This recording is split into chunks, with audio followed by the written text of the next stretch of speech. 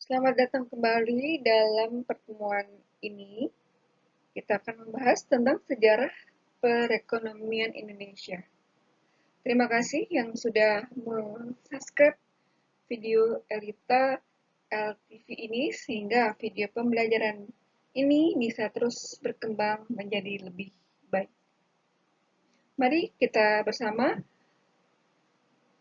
mendengarkan apa itu sejarah perekonomian Indonesia. Perekonomian pada masa Orde Lama.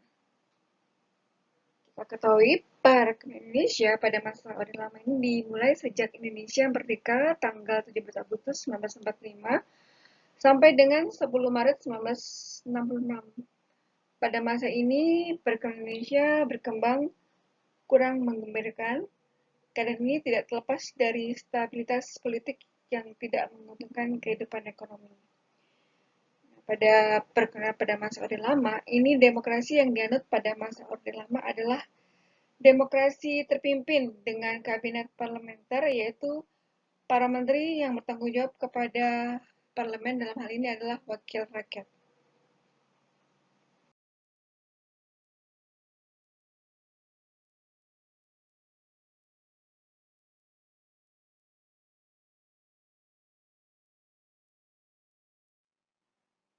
Situasi periode yang penting pada masa Orde Lama adalah sebagai berikut. 1. Pertumbuhan ekonomi yang cukup menggembirakan dengan laju 6,9% dalam periode 1952 sampai 1958, lalu turun 1,9% dalam periode 1960 sampai 1965. Yang kedua, pada tahun 1951 terjadi nasionalisasi perusahaan asing, terutama milik Belanda yang dilaksanakan secara besar-besaran pada tahun 1958. Saat itu, investasi asing dianggap menghambat pembangunan ekonomi karena dianggap menguasai perekonomian Indonesia. Kejadian ini semakin memburuk keadaan di mana dampak yang paling parah adalah penutupan Bursa Efek Jakarta. Karena yang justru terdaftar di BEJ adalah perusahaan asing yang akhirnya melarikan modal secara substansial.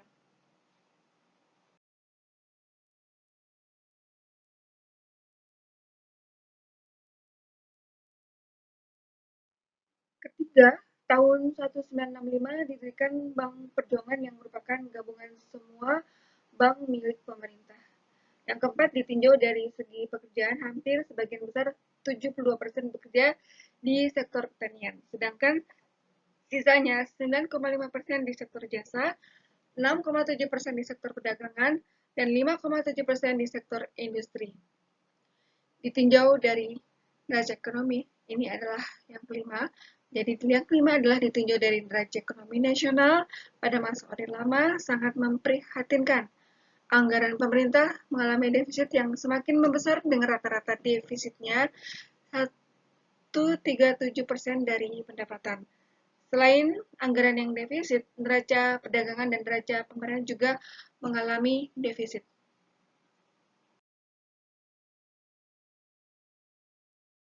Yang kedua, perekonomian pada masa Orde Baru. Pada masanya, pelaksanaan dalam jangka pendek dibedakan menjadi 4 tahapan. 1. Tahap penyelamatan ini adalah dari Juli sampai Desember 1966.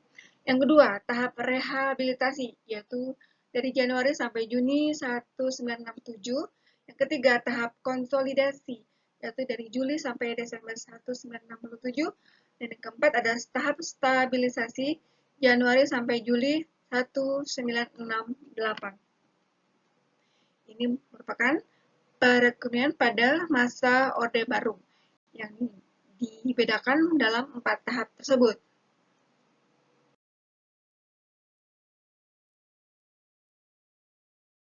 Dalam jangka pendek melakukan berbagai kebijakan seperti satu, di sektor moneter melakukan reformasi besar-besaran atas nama sistem perbankan, yaitu dikeluarkannya Undang-Undang tentang Perbankan tahun 1967, Undang-Undang Bank Sentral tahun 1968, dan Undang-Undang Bank Asing tahun 1968. Yang kedua, dalam mendukung kebijakan pembangunan jangka pendek, pemerintah memperkenalkan kebijakan anggaran berimbang.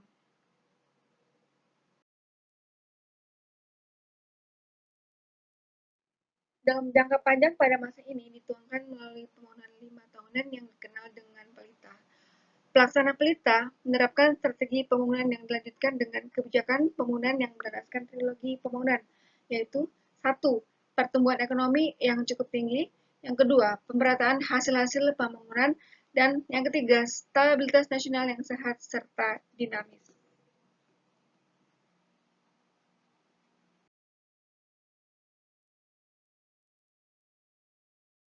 Pelita pertama, dari tahun 1969 sampai 1974.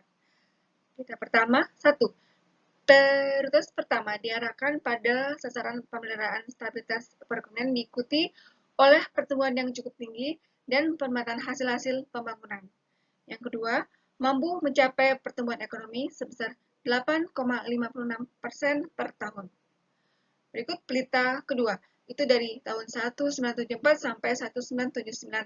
Yang berikut adalah yang pertama dari pelita kedua, itu prioritas pertama diarahkan pada pertumbuhan yang cukup tinggi, diikuti pemerataan hasil-hasil pembangunan dan stabilitas perekonomian. Yang kedua, mampu mencapai pertumbuhan ekonomi sebesar 6,99% per tahun. Pelita 3 sampai dengan 5. 1. Prioritas pertama diarahkan pada pemerataan hasil-hasil pembangunan diikuti pertumbuhan yang cukup tinggi dan stabilitas perekonomian. Yang kedua, pertumbuhan ekonomi dengan rata-rata 6,02% pada pelita ketiga, 5,21% di pelita keempat, dan 6,76 di pelita kelima. Potret umum per aspek pada masa Orde Baru. 1. Relatif terpelihara stabilitas nasional sekaligus mengatasi masalah inflasi, di mana laju inflasi 650% di Orde Lama, menurun rata-rata 17% di tahun 1970-an dan 9% di tahun 1980-an. Yang kedua, struktur perekonomian pada masa ini sudah lebih kokoh dan seimbang jika dilihat dari sisi perekonomian negara, penerimaan devisa, dan penerimaan ekspor maupun dari sisi investasi.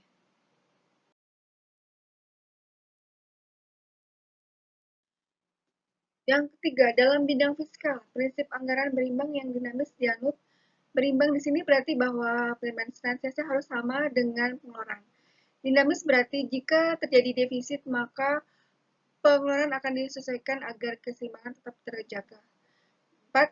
Dalam bidang moneter, dengan adanya paket deregulasi kebijakan 27 Oktober 1988, jumlah bank sebanyak 111 dengan 1,728 kantor di tahun 1988 melonjak menjadi 239 bank dengan 6,022 kantor di tahun 1994. Yang kelima, dalam utang luar negeri pembayaran kembali. Yang kelima adalah dalam hal utang luar negeri, pembayaran kembali angsuran pokok dan bunga kian membesar sejumlah mutlak maupun peranannya relatif terhadap pengeluaran rutin. Yang ketiga, perekonomian pada masa reformasi.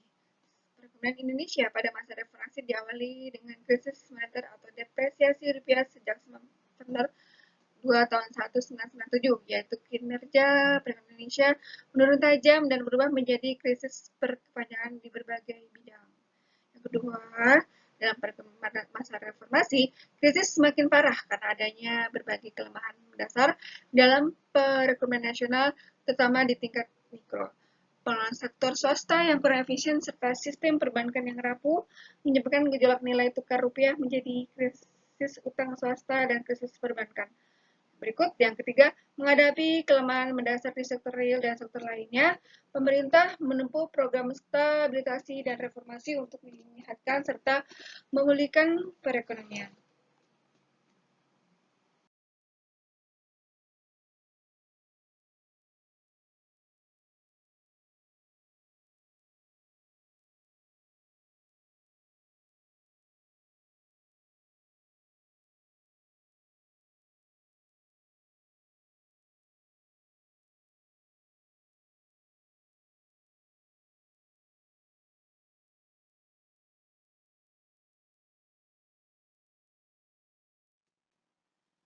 Langkah-langkah yang ditempuh dalam menjalankan program penyetaan ekonomi hingga 31 Maret 1998 pada dasarnya berkaitan dengan kebijakan makroekonomi, meliputi satu, kebijakan moneter, yang kedua, kebijakan fiskal, yang ketiga, restrukturisasi sektor keuangan, yang keempat, reformasi struktural di sektor real, yang kelima, perdagangan luar negeri, yang keenam, investasi, yang ketujuh, jaring pengaman sosial.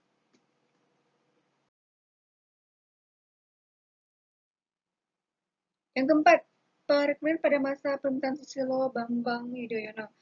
Nah, pemerintahan Indonesia bersatu jilid 1 di era Susilo Bambang Yudhoyono dan Yusuf Kala dikenal dengan pemerintahan gotong royong. Beberapa kebijakan pada jilid 1 diantaranya satu, mengurangi subsidi BBM dengan mengalihkan ke subsidi sektor pendidikan dan kesehatan serta bidang-bidang yang mendukung peningkatan kesehatan masyarakat. Yang kedua, adanya bantuan langsung tunai atau BLT bagi masyarakat miskin. Yang keempat, program PNPM Mandiri dan Jamkesmas. Sejak tahun 2005 sampai 2009, inflasi berhasil ditekan pada satu digit dari 17,11% pada tahun 2005 menjadi 6,9% di tahun 2009. Tagline strategi pembangunan ekonomi SBY berbunyi pro for, pro job dan pro growth, dan kemudian ditambah lagi dengan pro environment. Dapat diwujudkan dengan turunnya angka kemiskinan dari 36,1 juta pada tahun 2005 menjadi 31,02 juta orang pada tahun 2010. Ini memasuki tahun kedua jabatannya SBY hadir dengan terobosan pembangunannya berupa Master Plan Percepatan dan Perluasan Pembangunan Ekonomi Indonesia atau MP3EI.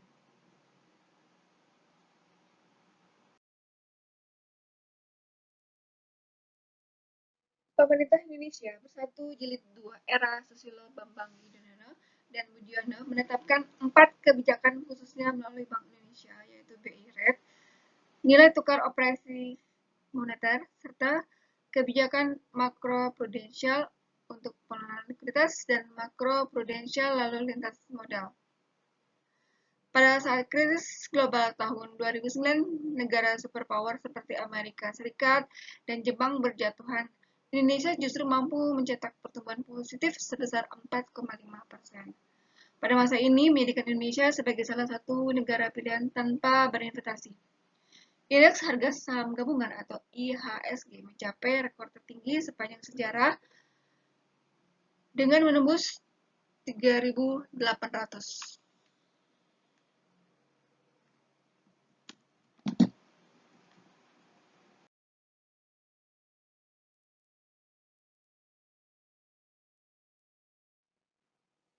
Yang kelima, perekonomian pada masa pemerintahan Jokowi. Nah, untuk mengatasi perlambatan ekonomi global yang berimbas terhadap perlambatan pertumbuhan ekonomi domestik, pemerintah melakukan terobosan guna memaksimalkan wewenang melalui kebijakan fiskal dan moneter. Kebijakan tersebut melalui paket kebijakan ekonomi. Paket kebijakan ekonomi tahap 1, 19 September 2015, ada 3 aspek penting, yaitu menjaga daya beli masyarakat, menarik kembali dana asing yang keluar secara masif, dan memicu pertumbuhan investasi melalui deregulasi dan debirokrasi. Paket kebijakan ekonomi tahap 2 atau ada di 29 September 2015, pemerintah berusaha menarik investor dengan memangkas perizinan melalui deregulasi dan debirokratisasi. Pemerintah juga memberikan insentif bagi eksportir yang menyimpan uang di perbankan Indonesia. Insentif juga diberikan kepada bagi yang menyimpan dananya dalam bentuk mata uang rupiah.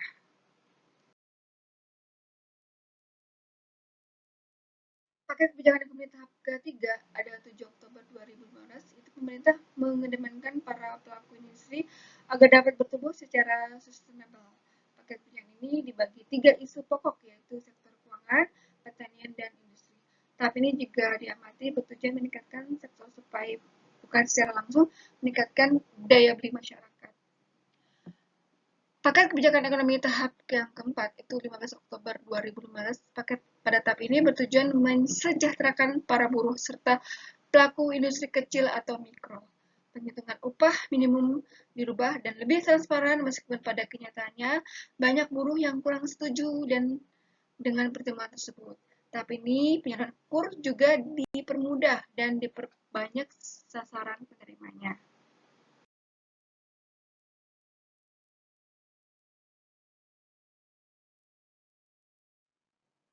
Paket kebijakan ekonomi yang tahap kelima adalah pada 22 Oktober 2015. Pada kebijakan ini berfokus pada sisi insentif yang diberikan kepada pengusaha, insentif yang diberikan seperti pengurangan pajak, revaluasi aset, penghapusan pajak berganda untuk kontrak investasi, dan dana investasi real estate atau REITS. Selain itu, pemerintah mempermudah izin atas produk-produk bank berbasis syariah. Berikut paket kebijakan ekonomi tahap ke-6 pada 6 November 2015. Kebijakan ini ditujukan bagi industri-industri yang berada di daerah pinggiran dan spesifikasi khusus. Salah satu kebijakan adalah insentif pajak bagi industri di wilayah kawasan industri ekonomi khusus, yaitu KEK. Selain itu, pemerintah meluncurkan peraturan tentang penyediaan air. Hal-hal yang dilakukan adalah deregulasi impor untuk industri obat, di mana izin impor bahan baku untuk industri dipangkas.